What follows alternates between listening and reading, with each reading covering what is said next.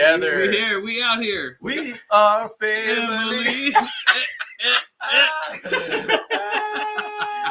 We got the Mexican baker. Yeah, that's right. I'm ready to cook. I'm ready to cook, y'all. What's up? Ready to cook. My brother, Aether, what's good? My homie. What's up, Aether? What's up, brother? So we're going to be at the game on Monday. So we are hyped and excited. Yeah. Yep. Can't wait to get into this, guys. So, we are back in our sister's house. That's right. Maxing, relaxing. That's right. Booty waxing. That's a song, dude. It's a song. I got the flowers ready for the flowers. Russell Wilson's funeral. That's right. He's good to go here. Sheesh. Rush is sus. Russ is sus. Russ you know is what I'm saying? sus. No muscle Russell. That's right. No muscle Russell. By the way, I still think it was hilarious on the Chargers Weekly. Was it Matt Money Smith? Yeah. He kept calling Russ fat. He's like, oh yeah, Russ is fat. What is this guy doing over here, man? We're getting low on. I was noticing the audio levels, and it's really low. Man. So yeah. So Well, now it's better. That's probably further away from me then. Yeah. Yeah, here, just go like this. No, it's not good. Yeah, you gotta get It the front end. This needs to be up. Like here, actually, There it's you good. go. I don't know what's happening There you here, go. man. What are you doing? I might fall on over there. It's perfect now. All right, okay, That we're good. looks like a penis in front of you. Anyways, all right, guys. You said it, not me. Anyways, we're having a good time here, and so James, why don't you start with your first thoughts of this game? What we need to do to win?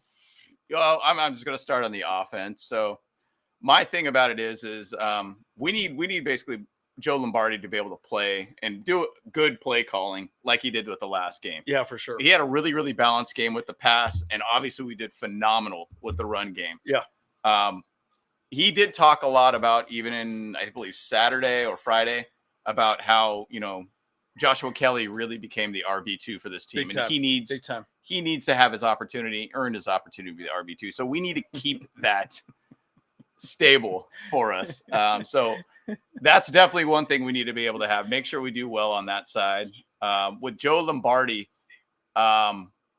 make sure we got great play calling. On top of that, offensive line play too. Yeah, Corey no joke. Lindsley is apparently got a 24-hour sickness. Let's hope that's not just one of those soft tissue things that Brandon Staley always talks about. Trending positive. Trending positive. He's going in the right direction. That's everything is trending in the right direction. Soft tissue, apparently, with this guy. But I think that's something that we need to make sure we have a stabilization for our line. And if Corey Lindsley's not there, that's going to be a weakness for us for sure.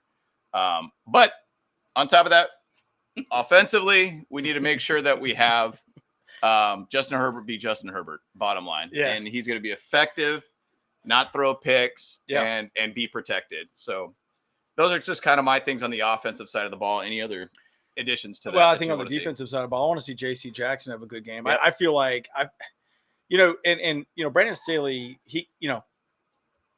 it is very difficult when you've been in a system for 5 years. I think he was New England for 5 years, something like that.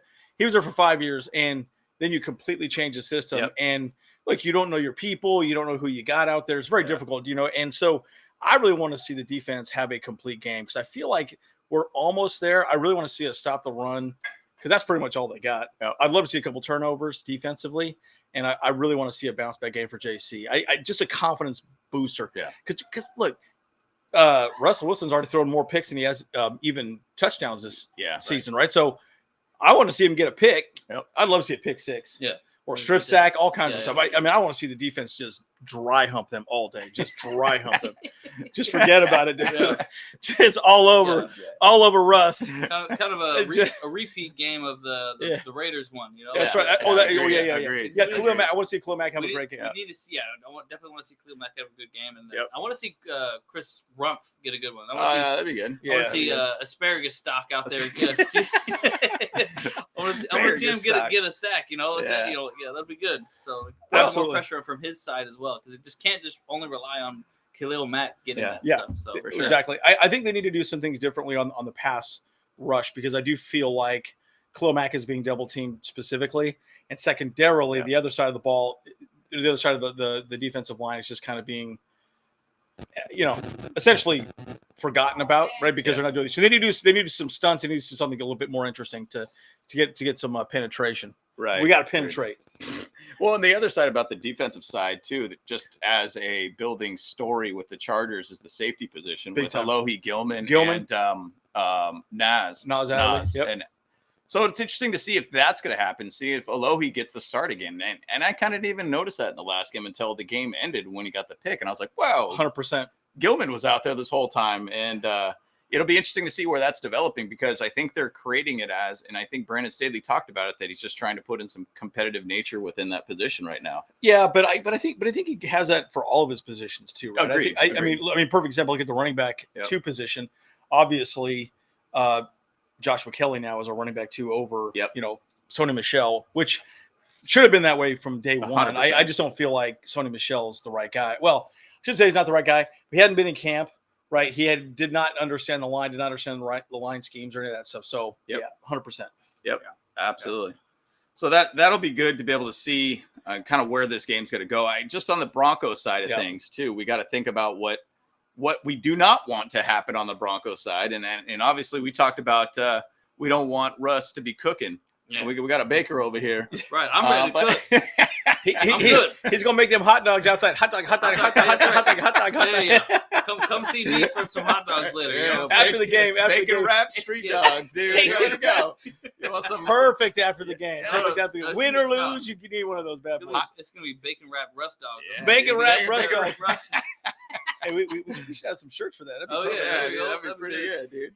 That'd be pretty good. Oh, hey, where's your Charger shirt? Oh, well. Yeah, put that shirt on real quick. No, it's all good. Hey, I can go get it, but get the shirt. Get the shirt. We put it on. Put it on. All right, he'll be right back. We got some merchandise. We're going to show you what it looks like. It looks good. Oh, merchandise. Oh, we got Rich. What's up, Rich? How we doing? Yeah, we're all together now. Here he is. Yeah. What's up, Rich? Yo. Okay. Oh, so Aether, he had a couple thoughts out there. Maybe we should go to Aether's question real quick. All right, here we go, guys. I think that was the first one. I think we had a couple good comments already too. So let's see.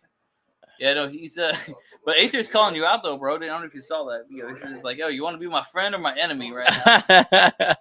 There you go. There you go. This is pretty good here. Let's see. Let's start this one. Oh, there we go. Let's go, Brandon Staley. Oh man, that's solid. That's in Zazzle down here, guys. So you can check it out. Link in the description below. All right, so the offense has showed the last 2 games. It's time for Staley to turn the defense around pronto. I agree. I mean, I feel like we've played well, but not great. I mean, we've had flashes of brilliance, but we're giving up these chunk plays. There was a statistic that we've given up. I think we're in the middle of the pack on chunk, or they call them explosive plays. Yeah. Right. So it's a little bit of a concern when you start seeing things like that. But for the most part, we're doing fairly well stopping the run. Yep. It's just that we give up these large plays, and you can kind of tell that they're not really doing a very good job of, stopping those major plays, right? Well, and I mean, Brandon Staley talks about some of the players that get kind of out of position and should have been on the right side on that block versus the left side, fill that gap there. And so it's just that one player trying to be in the right position for that play. And, most of the time, these long or amount of yards that we've given up, I mean, even to say Bradley Chubb had a long run too, that was probably a good 25-30% of the amount of yards that we were actually gave up in that game. So 100%. If we just try to find a way to be able to scale down those long chunk plays, it makes our run game look a lot better all around. So, I mean, once again, we're going against Melvin Gordon this game too. Yeah. And Melvin Gordon tends to like fumbleitis, dude. Oh yeah. Fumbleitis. Who's going to put the money on the fumble on this game? I got $10 on a fumble. Yeah. Who can take that bet? Apparently, one of my Broncos friends was talking. One of my Broncos fans was talking about how Melvin Gordon was saying that he was going into one game saying oh yeah, I know I was going to fumble that game. And I was like, what a bad mentality. That's terrible. What a bad mentality to say something like that. Yeah, right? Yeah. Well, man. The funny thing is though too is you saw him on the off season trying to work on his ball handling skills or whatever. And obviously it proved for nothing. And I don't know if you saw his after interview discussion. He was sitting there they asked him directly. It's oh, how do you feel about how you prepared for all this stuff and you're still fumbling constantly? Yeah. And he just kind of he just walked out of the press conference. he didn't even answer. He just I don't need to answer that. Deuces. He's like, please. That is pretty funny though. But it's strange to me that he has not fixed that because he had that problem even when he was a Charger forever. Right. I mean, it was just crazy to me. And so By the way, I do think the Chargers are gonna. I think they win by 14 points this game. I really do. I think the Chargers will do great. Yeah. Now there is discussion that Russ is gonna have a bounce back game. I don't know. I know we got Rich A on here. I know he was on our show on Wednesday, right? We talked quite a bit about it. I mean, it'll be really interesting to see how it plays out. I mean, you never know. He could have a bounce back game. Yeah. Broncos, Chargers don't like each other. We all know that, right? So you never really know how it plays out. But I actually do think we win by 2 touchdowns. Justin Mayer thinks that we should go golfing. Oh, that's a great idea. Actually, I hate golfing. It's terrible. I hate golf. So we'll go mini golfing. Mini golf? I hate golfing. I hate mini golf. Yeah, we'll do a thing of mini golf. I go to the driving range, just crack some balls. That's fun, dude. Well, there's no Top Golf around here. Oh, no. There's one in Koreatown, though. What? Manhattan Beach. They just put one up out there? Hey, we go to Sugarfish, and then we go to Top Golf. We're going to Sugarfish tonight for some sushi, guys, and then we're going to go some Top Golf afterwards. We're going to get some stalkers now over. Yeah. We'll be in Manhattan Beach. I'll buy you some sushi, guys. Hey, but I do like this. This is a great comment. We need Eck heavy in this past game. I agree. Look, here's the thing. Clearly, what they were trying to do with Austin Eckler was save him for the playoffs. I understand that, right? Yeah. But my frustration across the board was, look, you got to get to the playoffs first, right? Exactly. So what's the point of – I mean, don't get me wrong. But I think now you could probably go a little more Josh Kelly heavy this game, in my opinion. Yep. Just split carries, right? Split carries. I think it wouldn't be a bad idea. Yeah, and the thing about – and obviously the Broncos defense is pretty solid. I think they give up about 100 – and I'm trying to serve my memory correctly on this. They give up about 113 yards on the run per game. So correct. I think the thing is, and they do have some injury concerns and everything right now too. Roby is out for the season. They also had Gregory is out for IR too. So there's a bit of bumps and bruises there too for the team. I know Browning is actually playing for the Broncos and actually doing pretty good. Well, he played great. Yeah, he had a wrist injury, I think, something like that. Yeah. So I mean, their injury list is pretty heavy. So I mean, once again, the one thing that we do not want to see in this game is us playing kind of at their level. We don't want to see a 12-9 game. No, I do not want to see that happen at all. So no more Thursday night football scores, man. Oh gosh, that's 2 weeks in a row. That was terrible. That was horrible. Fortunately, we don't have any more Thursday night football games. I know, right? So we know that our games are going to be pretty harsh. light. It's harsh. Yeah, shoot. It's harsh. Oh my gosh. Yeah, it's harsh. So what are you going to be baking tonight, there, Mexican baker?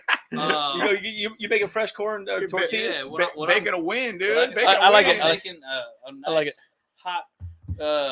Freaking knuckle sandwich. All right, so this is what the Bolts need to do in the offense. Herbert time to come and need to take what the defense will give him, and don't what? No. Okay. Yeah, and don't help him. The struggle Broncos offense, mental mistakes. That's coaching. I agree. Look, bottom line. Look, Herbert's a generational talent, man. I mean, he is that good. We just need to limit our mistakes. I think that's the biggest thing that we have to do in this game specifically, right? I mean, Herbert's going to get his yards and he's going to score. So, oh my gosh, Justin, I love this, Darby, buddy. My bad. I'm like, wait a minute here. That's my bad. Justin's a good friend of mine from Utah. So yeah, Justin, we should go golfing. I'm a horrible golfer, Justin, but let's go sometime for sure. I live in Arizona. That's a land of golf. That shirt. Yeah. So the shirt, you guys, show the shirt off again real quick. It's in the link in the description below in our videos. It says Zazzle, and it's one of the shirts that we have. There's another one that I'm getting. It's called Bolt Up, Don't Punt. It's a great shirt too. So yeah, we also have Bolt Bros, our logo, T-shirts also too. We're gonna keep constantly growing out our store. So you guys want to check it out? We got some coolest tees in there and everything too. So we just appreciate the support. We're gonna start I'm gonna start putting it up onto like a Teespring as well, and I'll put it up on I'll probably put it on Amazon store as well. Yeah. Just because it's just may as well wherever you guys want to shop, whatever you can find it. For sure. There. Yeah. So throw your questions out there, guys, as well too, because we've been doing a lot of talking about this game, right? Like I said, what are your predictions on the scores? I actually think we win by. I think we win by 2 touchdowns. For sure. Let's go, Brandon Staley. Let's go, Brandon Staley. Here we go. Staley. So put your questions down below for sure. All right. So, all right. And I love this emotional Melvin Gordon press conference. It's freaking hilarious to me. I like the comment about how he doesn't need to eat buttered popcorn before the game. This is good right here. This is great. Fantastic. There's 3 grumpy old men left. That'd be good. Hey, meme that for us. That is great. I love that. Yeah, get that over to us for sure. Get that over to us. That is awesome. Oh my God, I love you guys. It's amazing. Yeah. Okay. How many? All right, here we go. No, I think this game could be close. How many points do we spot the dogs to keep the game interesting? I hope to God that doesn't happen, right? Because I don't want to spot them nothing. I 100% believe the only way we lose this game, in my opinion, is we fall apart. Right? Yeah. We turn the ball over. Again, we're +2 in the takeaways right now, turnover margin. So again, fumbles, things like that, absolutely kill you 100%. So my point is, I think as long as we play our game, play the way we need to play, it won't be a problem. Yeah, and we as Charger fans, we all know that the Chargers love to find ways to keep things interesting, and and that's absolutely the most frustrating thing ever to watch. And so, we hope that they just kind of go out there and play our game, get the ball downfield, destroy them, get to destroy them. Well, I mean, the thing is though, like the Broncos have been giving up about 3 sacks a game. That's just try to make sure you put the pressure on Russ, make him make mistakes. We have the pass rush to be able to do that. We have the strongest offensive line, and we're giving up about 1 sack a game. So, I mean, we're pretty solid on that side. I just think for us, I mean, I don't imagine they're going to have a high scoring game on this one. I imagine my goal is I want them to be able to only have the Broncos score under 20 points because we need to have an under 20 point game for 100%, us. Yeah, 100%. Right. Our defense needs to step up, right? I feel like we've played okay, not great. We still haven't come together, 100%. Yeah, and I think we need to score more than 30 points a game. 30 points, goodness gracious. I'll take it. Yeah. I'll take it. We need that though. It's like 30 points. Obviously, like our margins are so like bad right now. Points for, points against. Yeah, so it is really weird how like our defense is giving up more points than our offense is scoring. 100%. And so, but I mean, I think that really stems back from that Jaguars game. Right. I mean, it's so early in the season that the stats are a little skewed and everything, but. This could be a get right game for us, but it also could be a get right game for them too. Right. So. Yeah, and unfortunately, Justin doesn't look like Keenan Allen's going to be playing this game, which is really unfortunate. It was one of the things we wanted to talk about specifically. One of my big frustrations in not having Keenan Allen out there, he's such a good third down target. In fact, I saw a couple of videos about that. I read a few articles that on those plays where we have to move the sticks, he is always the target. And right now, that's where Mike Williams is right now. Yep. But the other person I think is maybe a better choice, a different choice than Mike Williams would be Donald Parham. Mm-hmm. And we didn't look at Parham at all that last game. I was a little frustrated about that. I'm really hoping we get him involved in the game specifically. So, Chicken Parm's a big guy for us. Chicken Parm. That's another shirt, guys. Chicken Parm. Chicken Parm. I like that. He's got Donald Parham's head with a big chicken parm right there. This is his body. But he's a great red zone target for us. And I think he will get involved with this game. I mean, who could cover a 6'8" tight end? I mean, that's pretty difficult for anybody. Not me. I couldn't do it. I don't think so. No, you think I'm going to go there and block some dude? Come on now. Well, actually, that's a wrap. That's a wrap. I don't know if anyone else follows this guy, but there's this guy on Instagram. He always talks about what cornerbacks do, like how a shorter person can cover like a much taller person. It's just all about consuming space. Yes. For sure. So what they got to do is like they obviously turn and they just kind of just like rub their like whole body. That's all. That's the covers that they can do. They can't like grab hands, obviously. And stuff like that. Well, that is true. That's a basketball mentality. It's like boxing somebody out. Yep. So. Yeah, it's unfortunate. Darby's out. Roby hasn't been with us yet. That's why I was like, whoops. Yeah. Wrong name. My bad. Good job. Yeah. Good job. Yeah, this is interesting, guys. Let's talk a little bit about this. The whole Sean Payton conversation is so interesting to me. Look, I asked myself this question, right? Would Sean Payton change he would completely change the culture of the team? Yep. Yeah. I will say this. I like the culture that Brandon Staley has created at this team 100%. Right. And we could argue all day about the fourth and Staley idea, but Sean Payton, he's won a Super Bowl, but at the end of the day, what's he going to do really different? Yeah.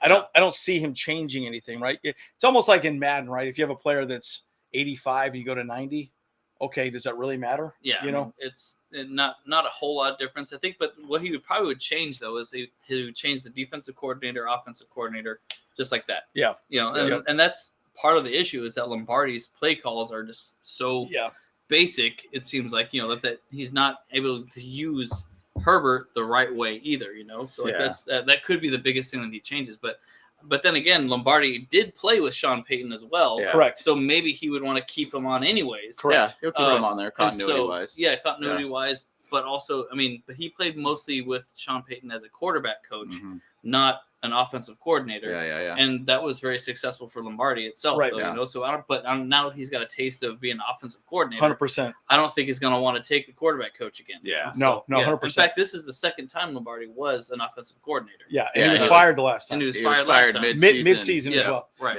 Yeah, and again, right, and that's one thing that I've thought about too, right? It gets very interesting to see how predictable people can be. And I think that's part of the problem with Lombardi at the beginning of the season. Of course, he was using Sony Michel quite a bit. Yep. I still think also going back to the running game, Joshua Kelly should have always been running back too, 100%. Yep. So, again, this last game, I 110% believe he called a very good game. The one game that he did come out and say, by the way, guys, we were going to do a video on this. He did apologize for his 4th down call to Mike Williams. He made it very clear, throw the ball to Mike Williams. They knew it was going to Mike Williams. So that corner, who was a rookie corner, I think number 23 was his name. I can't remember his name off the top of my head. He literally knew, blanket the slant. They just said, blanket the slant. And he literally had his hands up there. That's all it was. They knew what he was going to do. That's all it was. So, but, and then I think it was DeAndre Carter was completely open on the opposite side of the field, but they didn't look that direction at all. So it was very keyed on Mike Williams. 100% I think everybody knew that, going into that play.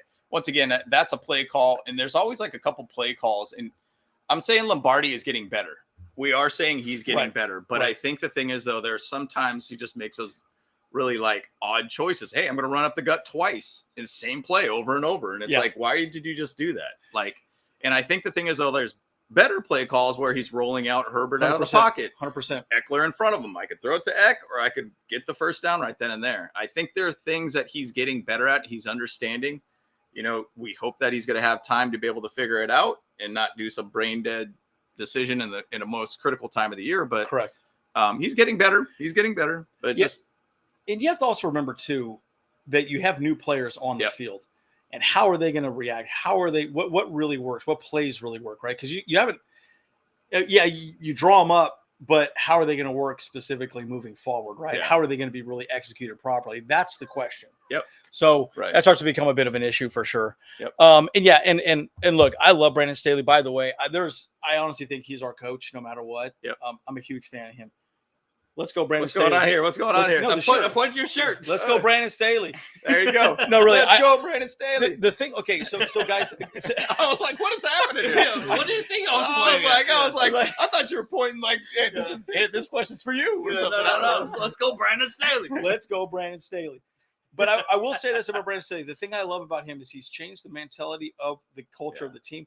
Not only the players, but the owners. The Spanos family is so involved. Yep. That has so much value because you think about it. I mean, he went out and he was able to convince the Spanos to spend a ton of money in the offseason. Guys, that's never happened as Charger fans. Yeah. They've never spent that much money, right? Yep. They would have never spent, $83 million for a cornerback, J.C. Jackson? No chance. Crazy. Re-signing everybody like that. I mean, it's absolutely incredible. So, no, Brandon Staley's my guy. But we want to look at things critically and say, okay, where can we fix certain situations? But I will say this. I love his mentality. His mindset is amazing. Yep. And you know what? It's like you were discussing today, the millionaire mindset, right? Yep. I play softball competitively, and I play with a lot of players that sometimes they always get stressed out. Like, oh, I'm going to mess up. I'm like, look, don't think about what you can't do. Think about what you can do. Yep. It's a very different way of looking at things. And I think that's the thing that's great about Brandon Staley. He's a leader, not a manager. Yep. Or a boss, right? Exactly. He's a leader. He's showing the right way by going first. And he's absolutely inspiring. Yep. The Church of Staley. In fact, we should make sure the Church of Staley. I like that. I like that. The Church of Staley. Oh, no, we still got to make that shirt. That would be funny with no, the hands. The Church of Staley, dude. Oh my gosh, we're doing that. The Church of Staley. Oh, okay. The Church of Staley. Church. What do you guys think, guys? The Church of Staley. Should we do that? Hey, I was going to say one thing too about. I'm going to give a little bit of a history lesson with the Spanos family and why they don't want to sign big contracts and everything too. I go back to when they signed David Boston years ago. Big time, David Boston. And we're like, oh, man, we got this stud wide receiver. Dude was straight yoked, 1% body fat. Yoked out. Yep. Stud. What did he do? Sucked. He sucked. And he basically just took a fat contract to the house, basically. But going back to a little bit about the Sean Payton conversation, too, and I'm kind of talking about these big contracts. My opinion, the Chargers ownership will not pay what he's asking for. 100%. Say he's asking for $8 million a year or something because the guy knows, hey, I won a Super Bowl. So that's worth money. I don't see the Spanos doing that. No. And I don't think historically they've ever done that. And I don't think they will ever do something like that. But at the same side, when we're starting to see J.C. Jackson, fat contracts coming out there, Mike Williams, big contract, Keenan Allen, like obviously the Justin Herbert's going to be historically a huge contract for the Chargers. I mean, maybe there's a chance, but hey, man, I'm sticking with my Brandon Staley guy. Brandon Staley's awesome, I'm sticking with him. So you guys can take an interpretation on how this shirt means, but we literally say like, let's go Brandon Staley. Let's keep doing what you're doing, man. Yeah, keep doing what you're doing. Keep on keeping on. By the way, this is great, John. If you watch the Chargers Weekly, Matt Money Smith was hilarious. He basically goes, "Man, Russ is fat. He looks super fat. He's like 20 pounds heavier." And it's well, I mean, it is true. Like he definitely does not look athletic. He used to run a lot. He's getting sacked a ton. He's not moving and bouncing around the pocket well, and apparently he's got some sort of shoulder injury as well too. So yeah, I mean, he's not looking great, dude. He's not looking great. And the interesting thing about that is, and I wanted to bring this up in this too, is that their last game was Thursday night. Go down. Not last Thursday night, this week Thursday, but they've actually had quite a bit of days and one extra day to be able to prepare for this game. And Russell Wilson, I believe, went after that Thursday night game out to LA for that shoulder surgery and whatever procedure that was. I know he was the only full practice recently. We'll see kind of what really happens from that surgery, if it really truly is a difference of what's going on with his shoulder and in that offense. But we'll see. I mean, the Chargers tend to make things interesting, and they're always going to make things interesting. Now we always make Chargers are going to charge. Chargers are going to charge. Chargers are going to charge. That should be a shirt right there. Chargers going to charge. What do you guys think of that one? The Chargers are going to charge. All right, NDA. Everybody signed an NDA. That's our shirt. That is Chargers going to Charger. Yeah, that's fantastic. That's fantastic. And Rich, give us your thoughts in the comments below also about Russell Wilson, how he's looking. What's your thoughts on his shoulder as well too? I'd love to see that. All right, so let's go with Acer's questions here. We play 5-2-4, stop the run, make Russ throw, and challenge a wide receiver. Very physical with them. No free release. Your thoughts, please. Look, I think that's how we play every week anyways, right? At the end of the day, right, you got to contain Russ Wilson. You know, he's obviously not bouncing around well, but you're right. You stop the run, make Russ have to beat you with his arm. Man, he's just one-dimensional right now. There's argument. Again, go back and watch our video with Rich on Wednesday.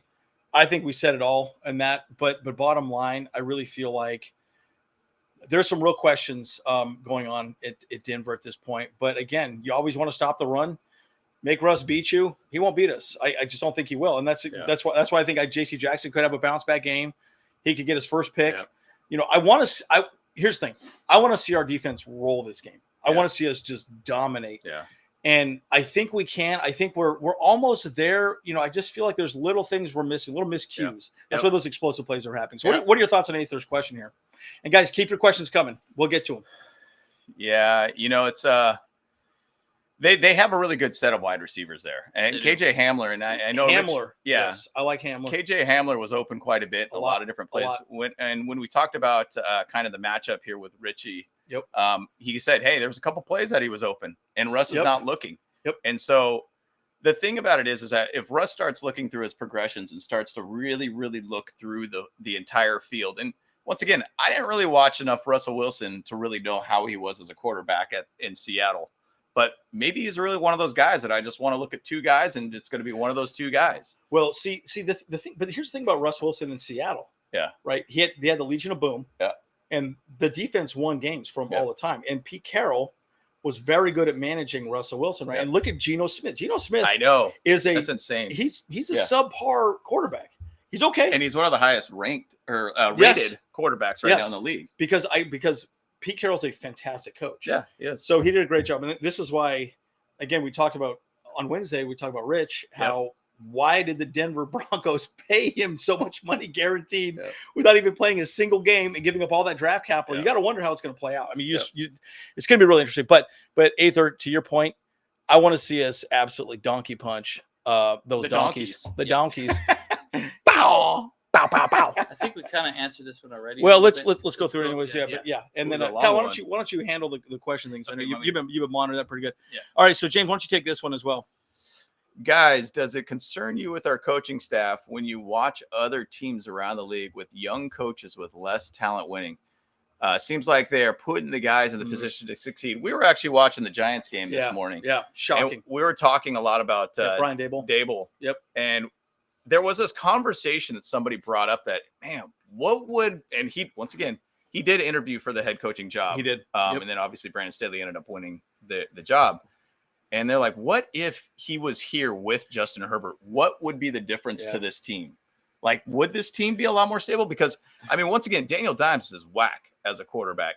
He's whack. Horrible. He's whack. He's horrible. He throws whack. His hair whack.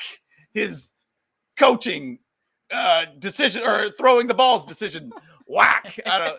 If anybody knows that video, by the way, it's a funny video out there. But anyways, he is a great coach and he's a young coach. Now, once again, sometimes these young coaches get real lucky at the beginning, and then when they start figuring out what they're doing, then the season completely changed. I'll go back to Josh McDaniels when he was with the Broncos. Mind you, once again, he did cheat to get up to that 7-1 record or whatever it was, and then his season fell through, and then he got fired basically in the next season after that.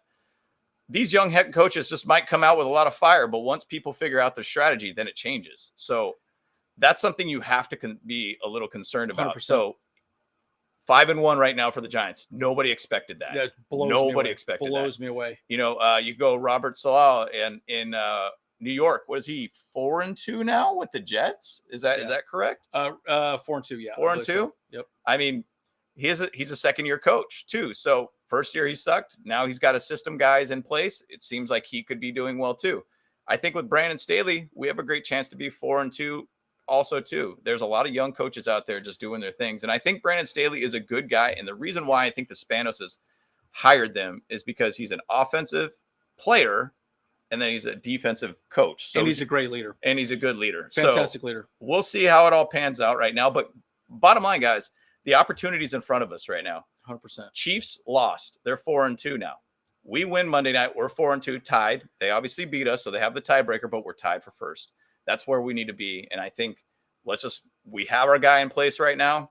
Let's just move forward with him. And we'll see where it goes from here. It's a long season. 100%. You know, and look, I think of another guy, Shane Steichen, Eagles. Yep. He was our assistant coach, I think, under, I think that was under, it was under McCoy? No, it wasn't McCoy. It was, oh my gosh, why am I drawing a blank on our Norv Turner? No, not Norv Turner. Anthony Lynn. Lynn. Yeah. So and it's amazing. Norv Turner. Yeah. No way. That's way forgettable coach. By the way. Yeah. Norv Turner was horrible. I hated him. No, but he's killing it over the Eagles, right? You know, and look, I think the NFL is changing into a league of young head coaches, right? It really is. Interesting ideas, changing the game. And again, perfect example. I why people are criticizing Brandon Staley so much is the fact that he specifically is very he's going for it a lot on fourth down. Right? The analytics is what he cares about. Yep. So it's one of those situations where you have to ask yourself this question, right? He's changing the game. You could argue he's changing the game the wrong way. Yeah. But, oh my gosh, what an exciting brand of football we have, though, right? Guys, bro. I'm not joking. When we went on 4th and 1 with 1 minute left, I did not think we were going to snap the ball. I did not think I was like, no, they're going to snap. Oh my God, they snapped the ball. Yeah. It's like I was they did it. I was blown away. So Kyle did that video on Instagram of, let me tell you something. Let me tell you something. That's exactly what was going on in my head. I was like, let me tell you something. No, wait. Because it's like, what are you doing? What are you doing? So if you guys follow Instagram, just go check out that video. It's a reel that he made. But I think every Chargers fan thought the same exact thing. Exactly right. But at the same side, it worked out. It was too close, but Andy did a whole video on that analytics of why he went with exactly. If you guys want to just check it out. I mean, there was a very small differences between the margin of not going for it and going for it. So either way, if they caught the ball, we'd have a different discussion. If they kicked the field goal, we'd have a different discussion too. So it's kind of a scary situation for the both of us, but that's That's how the Chargers work and operate. Yeah, exactly. You know, and we're watching the Eagles game as well too, and it's so funny. If you've been watching us for a long time, the guy that I wanted us to pick the first round, guess what? Jordan Davis on the Eagles, and I was so frustrated that they got him. So I mean, look, that guy is an absolute wrecking ball on the defensive line. I just really wish we had gotten him, but it is what it is. There was another thing about Daniel Parham, real quick. Maybe I don't know if I selected. Yeah, so this one right here, so and then we'll go to the pin messages. Yeah. So Donald Parham is going to be playing. Yeah. He's fine. In fact, this is another one I wanted to bring up. I really wish that we need to get Donald Parham involved in the game, right? Yeah. Everett and Parham out there, guys. Are you kidding me? With with Mike Williams, with Palmer. Yeah, I mean, when Keenan Allen comes back, I mean, that's going to be dangerous. Yeah. With Eck in the backfield on top of that. With Eck, yeah. I mean, look, guys, we haven't even seen Isaiah Spiller. Right? And what did Brandon Staley specifically say about that? He said he's not ready. Yeah. He's like, well, sorry, he hasn't earned a spot. He has not earned a spot. Yeah. Well, and then Sonny Michel really has, though. I mean, he just showed up and then really just put a whole funk in the running back room. You see, that's the argument. I agree. Right. Yeah. What do you guys think? So, I mean, would you rather see Isaiah Spiller this week? I mean, I would love to see Sonny Michel go down to running back 4. Yeah, 1,000%. Yeah, that'd be great. Yep, I agree. I think the rookie does deserve a shot. Make Sonny Michel the punt return guy, and then put Spiller in as of course that I guess. Running back 3 is a more punt return person, I guess. For right? sure. So, For sure. Yep. Yeah. All right, so let's look at Richie Rich A's question here. I am the second cousin once removed from the Bros. But you're a Bronco fan. Wait a minute, man. And you live in Canada. And you live in Canada. It's like, the weird part is that they're never invited to the family gathering. Yeah, what's up, That's dude? why he is a Broncos fan. He's like, screw you guys. I'm a Broncos fan. You gotta invite us to some fishing trips up there, man. I heard the good fishing going on there. Some duck hunting. Some hunting as well, too. Yeah, but check out Rich's podcast, too, the Wild Wild West podcast. Really, seriously, honestly, such a good dude, man. I had so much fun. And you know what? All you guys got to show up and represent the Chargers for the Wild Wild West thing, because 100%. We got lockdown defense over there. The coach, coach defense. Coach defense. He's amazing. We got to get some Chargers love in there because there's a lot of Raiders fans in their comments. Boo. And you need to kind of talk smack with them. So show some love. Yeah, so this is the concern. I think a lot of people have a concern that Russell Wilson's going to have a breakout game this week. I really I'm going the opposite way. I really am hopeful that the Chargers defense finally shows up, truly donkey punches them. You know what I mean? Yeah. Boom, 2 fists. Boom. 2 fists. The 2 fists doesn't make all the sense on the donkey punch thing. But well, maybe it does. You can't. But I'm just saying. That's like the jackhammer or something, dude. What is that? Business. I don't know what I'm saying.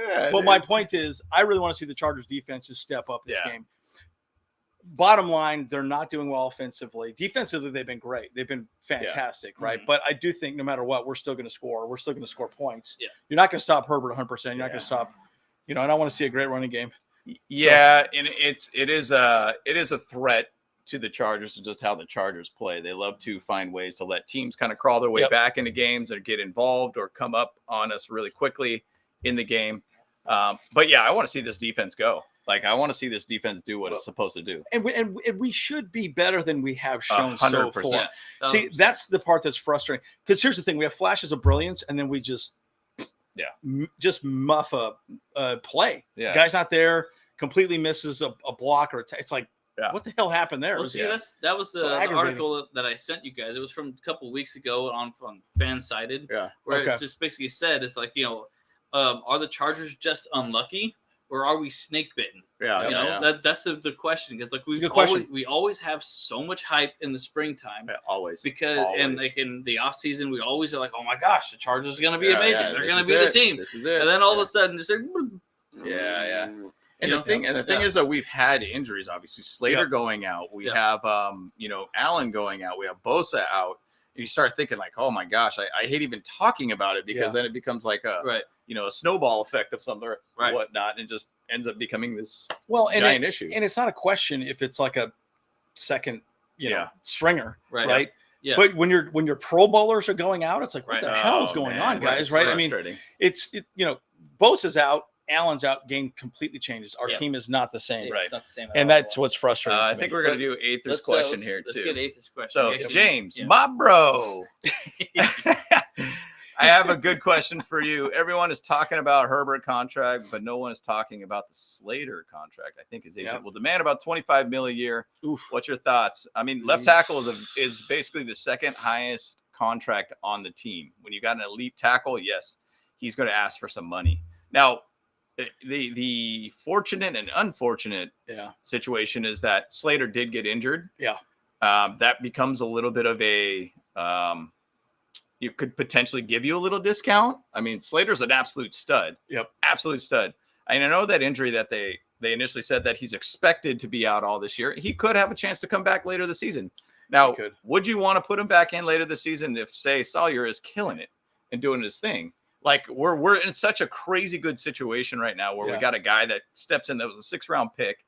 How he got to the 6th round still boggles my mind. It's shocking that he fell that far. But yeah, I mean, he at left tackles, they get paid, and they get paid very handsomely to quarterback level based contracts. So I'm not saying it's going to be the same because, I mean, Herbert's contract could be a $300 million plus contract. It could be a $400 million contract. Yep. I don't know where we're going to be at with this thing, but I could see 22, 25 potentially for him. I mean, we'll see where he's at. I mean, but he is still a year behind. Yeah.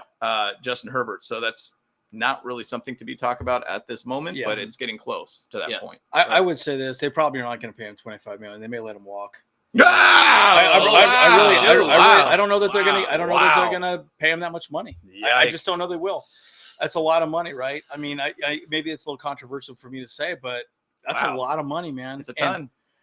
And you have to start thinking about, this is one of the arguments that I have about paying quarterbacks so much money. Yes, of course, they're the most important player on the field. Having said that, look at Aaron Rodgers, what he's dealing with in Green Bay. They can't afford anybody else in Green Bay at this point, right? So if you start paying somebody so much money, you don't have people around you. Yeah, It's one thing I have loved about Tom Shady. Tom Shady is very good in the sense that he understood that if he took all the money, he couldn't have a good offensive line to protect his ass, right? And so, or people to throw the ball to, or people to hand off the ball to, is going to score some points, right? So, I'm very curious to see the Herbert contract first and see where that lines up. Now, again, they can also restructure contracts like Joey Bosa. Right. I wouldn't be shocked if they restructure Joey Bosa's contract, especially with his groin injury specifically, because he's getting paid quite a bit of money per year, right? So Keenan Allen might be another person they restructure contracts with. I mean, you never really know, right? So. I think that's a whole Telesco thing he's got to deal with, but it's going to be really interesting to see how that plays out for sure. It's kind of funny. I did see recently that, right now, like as we stand right now, like even with the cap increase for next year, we are still at a $3.3 million deficit with everything. Yeah. So players are going to get cut, obviously, like to make room somehow. Restructured. Yeah. I mean, the salary cap can be higher next year and will be higher next year too. Yeah, so it'll balance out. But no, that's what I'm saying is that even with the included increase, we're still at a $3.3 million. That's crazy. Thing. And so, and I think that's just it too. Like, I think Bosa, his contract probably does need to get restructured. It does. Because, it does. I mean, he only has had 3 of his 7 years with us playing a full season. Yeah. I mean, I love him to death, and he's great, and he's like an unstoppable force when he's out there and stuff. But for sure. But the injuries mount. The injuries mount. It makes a difference. Yeah, it makes a difference. And it makes me worried. Like someone actually brought it up here on our fans and said, "Do you think he might want to retire early?" Yeah, he might. Yeah. And look, guys, there are business decisions that need to be. Well, we talked about Kaiser White. Yeah. We talked about Kaiser White. What was this? A couple of podcasts ago, we were talking about how Kaiser White's kicking ass. Yeah. And look, the reality is this: the linebacker crew in our locker room is stacked. Yeah. And we didn't need to pay for him. Yeah. But man, you sit back and think, geez, Kaiser White, dude, he's really good. But you got K9 on a rookie contract. You got Drew Tranquil getting paid peanuts at this point. So it'll be very interesting. And again, it's business discussions need to have, they do happen quite a bit.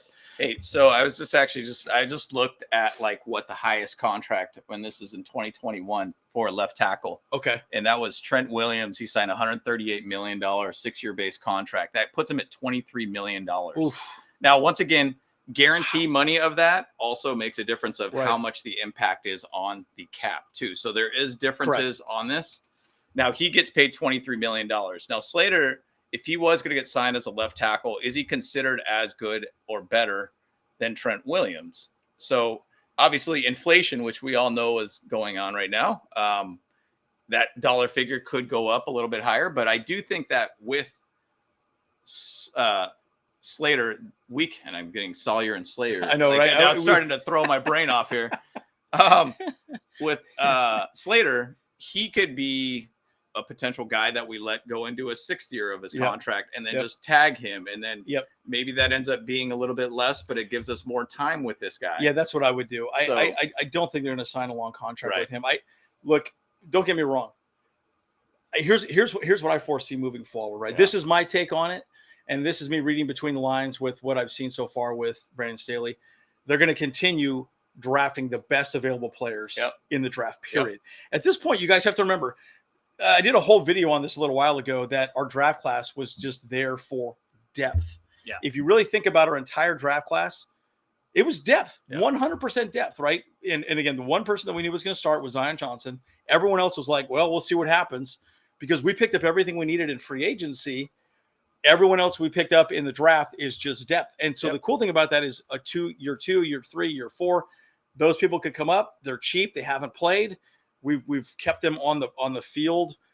We could re-sign them very cheap down the road and build a farm system. It's almost like it's really almost like a baseball team, right? Sure. The A's, right? Moneyball. So I really do think that's a really good way of, phrasing the go forward strategy. And the thing is, though, you get your best player in, you groom them as much as you possibly can. 100%. You say JT Woods kind of thing, just Sir Taylor, like all these guys that are just kind of sitting and waiting in the wings. We're grooming them for the future. 100%. And when you have those talent that you could groom and get them going, you don't need them immediately, but we'll hopefully get them down the road. Like JT Woods, to my opinion, I think Nas is not going to sign with us next year. No, I think we're going to let him walk. Yep. I think JT Woods will go into that position. That'll be his job, 100%. And I think they're just waiting for him to just kind of get acclimated with the system, and so he could come in and be prepared and ready to go. Or they could put Lowe out there. Yeah, or Lowe. I mean, well, they put Lowe out there because they don't want to pay Nas next year. Yeah, exactly. Because it's you had an okay year, but you know what? Lowe started over you a couple times, right? So use it as a bargaining chip, right? Strategery, dude. I'm telling you guys, look, there's a business aspect to this sport, right? Yes, we're fans, but at the end of the day, you have to understand there's a business decisions that are made all the time. I think the Fehoko Covington situation too. Fehoko making the team, that was kind of almost a way to be able to even not pay Covington as much because 100%. There was a bonus involved with his salary. And that's why they said, hey, Fehoko, you made the team. Oh, nope. Now you're back to the practice squad. Hey, Covington's back up kind of thing. Like it was. That's true. That's true. It was literally just a business decision. So those are things that, that's unfortunate thing about the NFL. I'm really curious to see when they bring Fehoko up at some point, right? I think he's a good player. He is fantastic. Yeah, he's a great run stopper. So, but again, Morgan Fox is playing great. Yep. Sebastian Joseph Day is playing great, right? Covington made a pretty killing it too. Yeah, killer play for that fourth down stop. Let's go to let's go to this question real quick. We haven't done that one yet. No, we haven't. No. You guys just rambling on. No. That's what we do. Well, we're leaving it on here, but bros ramble on. Let's go. Guys, we're not even drunk. It's amazing. So, hey yo, love Herbert, but hear me out, bros. Who said I'm sober? Sipping on some grandma's cough syrup over here. That's right. Yes, but he's feeling the ribs. Yeah, exactly. Notice he's going through his reads so fast. He's not letting some downfield routes develop. Yeah, look, clearly Herbert is not 100%, but look, the thing that's fantastic to me about that is if he's out there doing as well as he's doing right now with them ribs, it blows me away. That he's still doing well. The thing about Herbert, though, too, I will say this. I think he's missing Allen, and that's a big part of it, right? Allen was always open. He was always open. Yeah. Arguably one of the best route runners in the entire league. Yeah.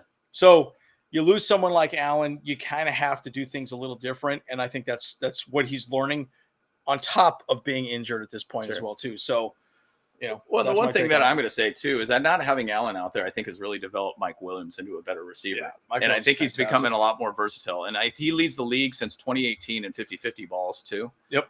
So I think having Allen out, to me, has really shown that Mike Williams is the number one receiver. Yeah. And so there's not that leaning aspect on Allen. anymore. I mean, he's doing a great job so far. I mean, he's had a couple 100-yard games since Allen's been out. I feel like he's getting a lot more targets. I think he's doing a lot more cross routes and being a little bit more aggressive in the middle of the field. So I think he's been doing great. Once again, Michael Bandy, we were chatting about it. Yeah. Michael Bandy might be a little bit more involved in this game. So. I think he could. I really hope he is, in fact, because, I want to see what Bandy can do. The thing about Bandy to me is he's elusive, right? It's the same conversation as Austin Eckler, as a slot receiver. Yeah. Right, because he's small, and I'll tell you, especially with Palmer is not 100%. In fact, he banged up his knee apparently, and his ankle's still not. So I think we could see some Bandy this game. So I'm excited to see. I'm excited to see that. Yep. So, and he's one of those guys that can slip into coverage, and people just kind of forget about him because he's so small, right? He's only 5'10", I believe, right? Mm-hmm. So small guy. Yeah, small guy. So, but here's what I want to see, right? I want to see some jet sweeps. I want to see some of those different type of movement type plays. Yeah, we have not really done that a whole lot this year. We keep doing the play action, the man in motion type things, just to tip off the defense or the offense, whether or not it's man or zone. But I want to start seeing some jet sweeps. I want to see some interesting things go down with the offense. For sure. Don't do that 2-pass based play again. Remember that? Oh gosh, that was horrible. What are you doing, dude? Yeah, that was the most. That was let me tell you something. Let me tell you something. No. 100%, guys. 100%. All right, so let's go to the next question here, Kyle. What do we got here? Okay. Who's Slater? No. Yeah. I'll read this one here. Oh, go to Richie. Okay, here we go. All right, a second cousin. Our second cousin from twice Canada. removed. Twice removed. Our father's roommate. That's right. Bros, how is it the Chargers every year? Major injuries, oftentimes multiple. Yep. Well, so one thing I'm going to say about this too, and I'll just give you my thoughts on it. I think a lot of injuries happen at the beginning of the season, largely because they can't play a whole lot anymore at the beginning. In like the actual play time in preseason has really dwindled. They're not hitting people. Yeah. They're not pads on. It's the way that we're preparing our team. And you could argue over and over again that we shouldn't prepare that way. But unfortunately, I think the thought is we don't want to see injuries. But unfortunately, yes, we've seen a lot of injuries, right? Yeah. I mean, look at the Jags, right? I remember when we played the Jags, they were like 100%. They had like 0 injuries. And we had a lot of people out, right? Yeah. So it's a conditioning issue. It is 100% conditioning. Having said that, I also think Brandon Staley's very cautious. Extremely. I mean, I think he's soft tissue. He's a little too hyper cautious, right? And back in the days, with these other coaches, Marty Schottenheimer era, great. Put a little dirt in it, get out there, let's go. Yeah. Give him a little injection. See you later. Get out there. Yep. We'll kick some ass. And that's not the same way, right? So they're really focusing on injuries, making sure injuries don't proliferate, become worse and worse and worse. So that's my take on it. Yep. Yeah, and it's interesting because I know Trey Pipkins has been a little bit of questionable this week, and it seems like he's going to be fine for tomorrow. I think he'll play. But it is one of those things that you do think that he's a little too cautious, and I think even in the training camp there was a lot of caution, and I like that as a coach, but at the same side, we still got to go out and win games. We still got to go out there and win games. Yep, exactly, 100%. Perfectly said. Yeah. So that's my take on it. Moving forward. So I think that's good.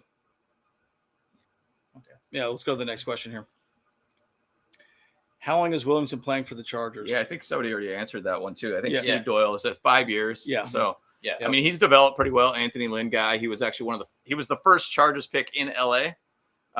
So he was the first LA Charger coming back to LA after an extreme amount of decades. And he's developed well. And I think this has kind of really been his strong year so far for him. And in the grand scheme of things, I think he's our number one receiver in the long run. Big time. Yeah, so right now. Moving forward, Keenan Allen's a stud, but I think that, obviously Keenan Allen's going to leave at some point for whatever reasons. Yeah. 5 years. 5 years. Yeah, and again, Williams is such a great target, but again, he's a better, even better complement when Keenan Allen's on the field because you can't key on him, right? Yep. And then you've got to be very specific in the way that you cover him, right? And he's so good at the back shoulder fade with Justin Herbert, man. It's amazing. So I love seeing them. What questions we got here? Oh, here we go. This is another one from Richie here. Okay. What the? That's my phone. What in the world is happening over here, man? My phone's ringing weird. I don't even see anything going on there. That was sorry, weird. guys. It was right next to the mic. All right, so, bro, serious question. How have... We'll do it live. Yeah, we'll do it live. Do it live. Yeah, we are live, guys. How have your tackles managed speed rushers? Same question, interior O-line. Yeah, I'd say right now, look, Pipkins, I think Pipkins has probably shown that he's the weaker of the two, I would say, at this point. Well, then Sawyer on the right and left tackles, Yeah. But they've done fine. I mean, Yeah. look, Sawyer, I think there was only one pressure against Hughes against the Texans. So done very well. And interior-wise, Zion Johnson's been absolutely incredible. I will say this, Filer's probably the weakest of the two interior. But But he did have a good last game, though. He did because Corey Linsley was back in. When Corey Linsley is there, Big that difference. line is completely locked down. Yep. But when Corey Linsley's not out there, and when we have our backup in there, Will Clapp. Yeah. Very different, right? The protection scheme is just not the same, right? So that's my take on it. I saw a video of Sawyer in the last game, and he was getting kind of speed rushed around with Garrett a little bit around the edge. But the thing is, though, there was an interesting thing about Sawyer that he kind of has this weird little jump step with his feet to where it's just enough to be able to push him out. Now, the thing is, I'll give you this. Huge credit for Justin Herbert on working on his footwork in the offseason. 100%. Because it's made a massive difference to be able to give that couple inches or couple feet away from not getting a ball stripped or not getting a sack. 100%. So Sawyer has done a pretty good job. I think he hasn't given up any tackles or sacks so far. Maybe a couple pressures, if that. Yeah. And with the right side, Trey Pipkins has been pretty solid for us all around. And Zion. Pipkins ain't easy. Pipkins ain't easy. Pipkins ain't easy. and Zion hasn't even given up one pressure, one sack, and it hasn't even had one penalty. Yep. Like, what a stud for a first round pick for us. Yeah, like, and you can say once again, he's not a tackle. He's a right guard. Yeah, right guard. Well, no, but again, that's the interior line, right? And so again, I do think we're going to be full speed on our interior or our offensive line. I think Corey Linsley will play. Pipkins will be fine. Yeah. So look, I think it's going to be pretty solid this week for sure. I'm really hoping we do well. So got to keep Herbert upright. And to your point, also one of the things that Herbert's very good at is he makes his offensive line look good because of his footwork is so good. Massive. Because he climbs up the pocket. He finds, in fact, there was a play I remember. I rewatched it with Myles Garrett. He was doing a speed rush around the edge against Sawyer, and he literally positioned his body so perfectly that even if Myles Garrett had swiped at the ball, which he was going to try to, he would have not hit the ball at all. So he completely missed. Like, he positioned his body so perfectly, there was no way, even if he was going to swipe at the ball, he was going to not even get it. And that's the thing. Herbert has such a great peripheral and awareness of the pocket. He's got eyes in the back of his head, man. It's crazy. I think he does. I think he's got like a third eye. I think I saw it. It's right here. And when he shaved his head, for some reason, it made it go away or something. I don't know. But anyway, so whatever. But yeah, I mean, he's just got a great awareness of the pocket. He really does. And so he definitely makes the offensive line look better than it really is. 100%. Well, I'm not saying we don't have a good offensive line. I'm just saying he does a great job of making us look good. Yeah, and again, going back to the offensive line too, just to this point, right, is the running game is finally starting to gel, right? And that's great. Yep. And I think it's taken time, and I think a big reason why it didn't is when we lost Corey Linsley in the Chiefs game. Yeah. Herbert got the rib injury, and then Pipkins went out, and then at that moment, it was like we were already struggling to open up lanes and for running the running game. But having him back and having Pipkins back and having Sawyer step in, I think it's just going to be, we're trending positive, as Brandon Say likes to say. So I'm excited to see where we're at with it. Anything else you guys want to chat with on here? Well, I was just going to say, too, is, PFF actually does Sawyer really dirty right now, too. Oh, really? Because, they actually dropped his stats significantly from the first game to this game. Are you serious? Yeah, because he gave up, 6 pressures and stuff like that, and 1 QB hit. So...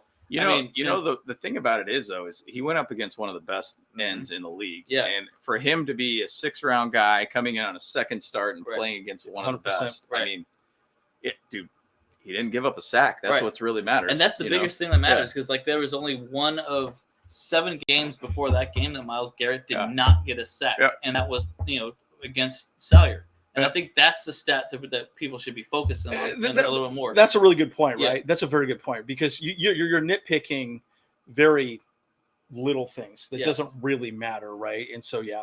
Yep. And Richard Richetti said PFF is turning into a joke. I agree with that 100%. Yeah. I actually don't really look at PFF a whole lot anymore. I mean, I'm whatever. Remember the PFF rankings where Jerry Tillery had like a 90-something like thing? Yeah, dude, right. I remember watching that game and seeing him get pancaked like 2 times. Yeah. And it would just look stupid, but he made one sack with a fumble that gave him a 90 rating, and I was like, get out of here, dude. Man, that's a speed bump. Get out of here. He is speed bump. Dude. Yeah, dude, whatever, man. So we got any other questions here? Let's go through it real quick. I know we're coming on an hour here at this point. Aether actually wanted me to pull up his bold prediction for the game. Okay, let's pull it up see here. if I can find it here. So I gotta dig through this. I know, yeah. So sorry, guys, we're gonna have to dig through this. I know this isn't ideal. Keep talking, yeah. No, but guys, I mean, like I said, again, one of the things going back to really my big takeaway, I want to see the defense dominate this game. I really do, because I really do believe that, again, we have not had a complete game at all.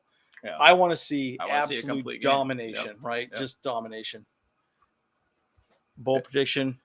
Kelly over 126 total, 2 touchdowns. Man, I'd love that, man. I mean, I would love to see him get half the carries. I really would. I would like to see them just split time and just go, because look, he deserves it. I really think Joshua Kelly he's the real deal, man. And again, guys, we haven't even seen Isaiah Spiller. Yeah, right? Exactly. We haven't even seen Isaiah Spiller. I mean, look, we ain't gonna draft no running backs anytime soon. No, right? We're good. I mean, like, you're running back. Sorry, we don't need you. Well, that's 3 years in a row that we've drafted a running back. Well, that's a good point. That's Kelly. Kelly Roundtree. Yeah, Kelly Roundtree, and then Spiller now. Yeah, correct. And so, I mean, we know Roundtree really isn't the guy for us. He's just kind of a depth piece now. He's a 5th running back for us, basically. 100%. Practice squad. I mean, practice squad, exactly. So it's really not even on depth. So yeah, we're solid in running backs. Let's see how. I'm interested to see when Spiller gets out there and see where he goes. I'm liking that score. Aether. I think that makes sense. And heck, have the Broncos even scored 10 points in a game this season? Oh, Richie, can you help me out with that? Yeah. Oh man, Russ is fat. All right. Put that. What's that other question you got there as well too? Yeah. There you go. I still think that's pretty hilarious that Matt Money Smith kept saying that. Russ is fat. Right. He's fat. Like, he can't run. So Richie got a good one too. Like, some people are asking or answering it there in the chat thread. What is our weakest position in the Chargers? Right now. Boy, let me think about that for a second. My weakest position, huh? Wide receiver 2 right now with Keenan Allen out. Yeah, probably. Yeah, but the thing that's let me think about that for a sec. Safety because it's in flux. I don't know about that though, because I do think Aloe and Nas are very similar, and they're both very good in the same ways. So man, I don't know. Safety, No, I don't know about that though. I would say, oh my God, that's a question. Well, what do you guys think? Put it in the chat. What do you guys think? Well, we're thinking about this for a second. Our weakest position. That's a hard one. That's like a weird question, because it's like hard to even think that. I mean, initially I was always saying linebacker, which actually kind of became a little bit of a strength. No, you know what I'm going to say? I'm going to say edge rushing. I'm going to say edge rushing because at the moment, with Joey Bosa out, we really have just Khalil Mack for the most part. You could double team Khalil Mack. You're not. Thus far, we've seen nothing with Rumph. Nothing. Yeah, right. And the stats. Someone went over the stats about Kyle Van Noy. He's pressured 25 times and only gotten 1 pressure. Or he's rushed 25 times, only gotten 1 pressure. Right. So to me, I think edge is probably the weakest position right now, with Joey Bosa out. Yeah. But it's also a very hard position to fill, right? I mean, it's very difficult to have good edge rushers. So again, I'm a big believer in the defense. I want to see some edge rushing, from our boy Rumph. It's very historic, or even Kyle Van Noy. Do something different, right? So again, that's my take. I don't know. What are your thoughts on that? Yeah. I mean, I think that's kind of probably a pretty good position to think about, because I mean, our edge rushers are a little bit shaky, but I think Morgan Fox kind of fills the gap. Kyle Van Noy, I think, can fill the gap. I mean, once again, this game could be a game where, once again, the Broncos have given up about 3 sacks a game. Yeah, this could be kind of one of those games where we see a lot of sacks, kind of a la like the Raider game when we got a ton of sacks, and maybe Khalil Mack might get a couple sacks out of this game. I really hope so. I want to see. I want to see some sacks. I know. Talking about Richie, he was talking about their O-line. One thing that they really need to do is adjust that O-line big time. And so you got an injury too. Boyle's out. Yep, exactly. Yeah. So there's a lot going on with that line. So I think it is going to be a potential that we see a lot of sacks, and could see a Chris Rump sack, could see a couple, max sacks, dude. Mac attacks. Yeah. You never forget your first sack. Yeah, that's right. I remember those, right? I remember my first beer. Do you feel like we can win the division since the Chiefs have a harder schedule? Yeah, I agree. I mean, look, at the end of the day, they're the number one schedule. They're the number one team. And again, guys, injuries mount up. I mean, what if? Look, I never want to see people get hurt, but what if Kelsey gets hurt? What if Mahomes gets hurt? Right, and they get banged up.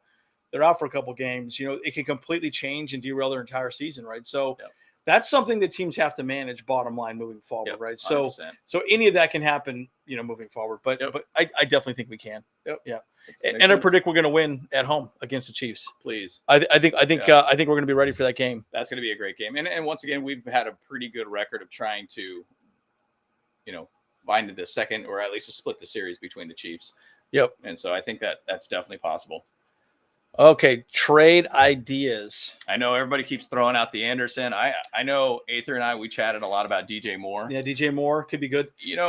The thing about it is I would love to see DJ Moore, and I don't know how much the Panthers are going to blow up that organization. I think the first domino that needs to fall is McCaffrey if somebody's going to pick him up. Yeah, but McCaffrey is such a good running back. Yeah, man. Very good. Very good. High salary, though, for a running back. And he's on my fantasy team. Leave him there. Let him just continue running the ball. I mean, he keeps sounding like they're going to want to go to the Bills, I think. I think they chatted about – I don't know if the Chiefs would pick him up, but I hope not. That would suck. Niners, if Niners find a way to get him there, I don't know. There's a lot of teams out there that it could go to, but I don't know. So Anderson seems to be the right one, in my opinion, if that happens. I think we're also going to pick up some more depth on the offensive line, right? Yeah. With Pipkins getting hurt, Corey Lindsley, somebody that we could bring in. Is Darrell Williams still available?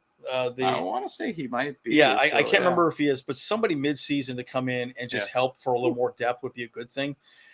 Because look, I really get clearly we do not want Storm Norton coming in. No, Storm has looked absolutely. That's a trade idea. Trade off Storm Norton. Yeah. Get a 7th-round pick. Storm Norton is horrible. And first of all, first. Oh no. Oh, our sister's dog's getting a little excited. Yeah, hitting over here. Yeah. He likes James for some reason. He likes James. Yeah. No, but here's the thing, guys. I truly believe that we need a little more depth on the line. I think that's a big thing. But yeah, DJ Moore would be a great pickup as well too. So I think there's something left in the tank. That'll also be interesting to see if we do make any changes at this point too. Aether actually had a here we go. On that here. Oh, and you did talk about Anderson right here as well too. He did, yeah. Yep. Anderson. Because Aether, he brought up the Chargers Weekly, said that Robbie Anderson and edge rusher Ryan Burns. Burns. Burns.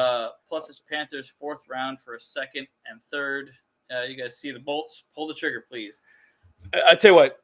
Again, I still think the edge rushing is our weakest part right now. I think if we had a good edge rusher, someone just put a little pressure while Bosa's out, because clearly Bosa's going to come back and he's not going to be healthy. No, he will not be 100%. He will be.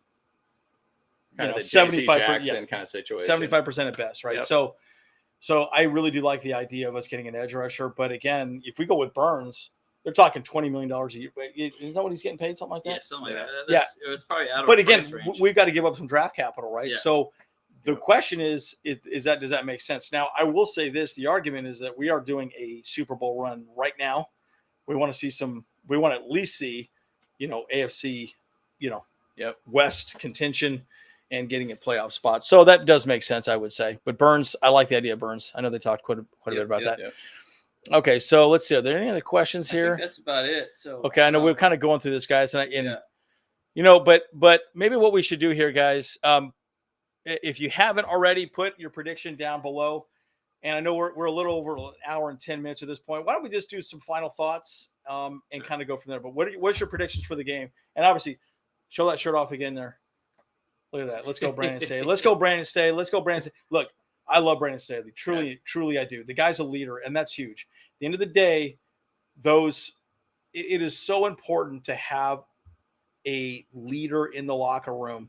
He's inspiring, right? Yeah. The Church of Staley, man. Church of Staley. Oh, I'm liking that, guys. That's the next shirt idea coming. Okay, all right. So let's wrap it up. So, what are your thoughts, guys? What are your thoughts, and then we'll close. I just want to see a complete game on both sides, but also at the same side, not be like, for instance, last game, like we didn't do well on the defensive side, passing, rushing, defense. We didn't do well, but then all of a sudden we're really good at running the ball, and we're just kind of okay with like the pass game. I feel like we just need to have a little bit more of a balance on both sides of those the ball. So I just want to see a more balanced game. And that's the thing is that this can be a get right game for the Chargers, or it could be a get right game for the Broncos. And and that's just what I want to see, a balanced game on our side. 51-0 Bolts. Let's go. Hey. Let's go. Let's go. Hey, I got them for my fantasy, so let's do that. Yeah, let's do that. That's called the donkey punch, boys. That's called the donkey punch. Well, what are your thoughts, Kyle? I mean, my biggest thing is like I want to continue to see the run game just like go off again. Yeah. I want to see another 100-yard game for Eckler. Not just utility or whatever like that, like of passing and running. I want to see 100 yards rushing from him. Yeah. At least 15 to 20 carries in the game, because we need to rest Herbert a little bit more, like they'll prevent him from getting hits and stuff. Yeah. And so then obviously I want to see the defense step up a little bit more. Like we need to see JC Jackson show up. We want to see Chris Rump show up, because we know Mac's going to get double teams, triple teams sometimes. He's not going to be able to get that pressure in there. So we need other people to take up that slack there. So and I actually also do want to see another bolt up, don't punt situation. Yeah. Yay! I want to see Russell Wilson eating a danger witch. Cringiest shit I've ever seen, dude. It's unbeliable. We should taunt him with that at the game. We should be like the danger witch. We all have a danger witch in our hands. Oh my! You can't handle it. And Rich, I know that's hard for you to say that. 31-17. I know you're a big Broncos fan. And by the way, guys, watch that video with Rich on Wednesday. We shot. I literally think that was one of the best videos we've shot in a very long time. Rich was awesome, and just great insight, absolutely amazing. Seriously, follow his stuff, right? He's great. So I'll give you my final thoughts. Look, I really do believe that we should win this game, but I do just like you guys said, I want to see a complete game, both sides of the ball. I feel like this team has not fully come together yet, right? You've not seen our best football on both sides of the ball. In fact, it's fully operational. It's fully operational. That's a Star Wars reference, the guys. Thunderdome will be fully armed and operational when the Broncos arrive. Oh my gosh, we're having a good time. We're having a good time. Oh, this is great. It's great. But really and truly, I want to see a balanced game on both sides of the ball. I want to see complete domination because I just. To everyone's point, right? It's frustrating when you see this much talent not come together. Yeah. And you could argue that's coaching, right? And I think that's where Brandon Staley's been, under the hot seat, obviously Joe Lombardi. But my argument is it still takes time for teams to really come together and actually really become a cohesive team. They just haven't fully clicked yet on both sides of the ball, especially on the defense. And just to say, just a quick comment, I know we're trying to end this, but I think it's also come together as is this your last thoughts on your last thought? Last thoughts on my last thought times 2. One more thought. Hey, one more. Let me tell you something. But I think the one thing too, it's not just the players coming together, it's the coaches coming together. 100%. And so the coaches need to be able to come out there and do their job too. So play calling gets involved in that too. So that's it. But I love it.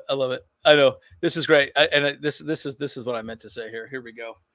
You three watching too many cartoons together, and we did as kids. Trust me, watch Voltron, all that stuff. Yeah, G.I. Joe, Saturday morning cartoons, X-Men, Iron Man, all that stuff. Fantastic Four. Man, Saturday morning cartoons was lit. We are super geeks, dude. Trust me, it's awesome, dude. Yeah.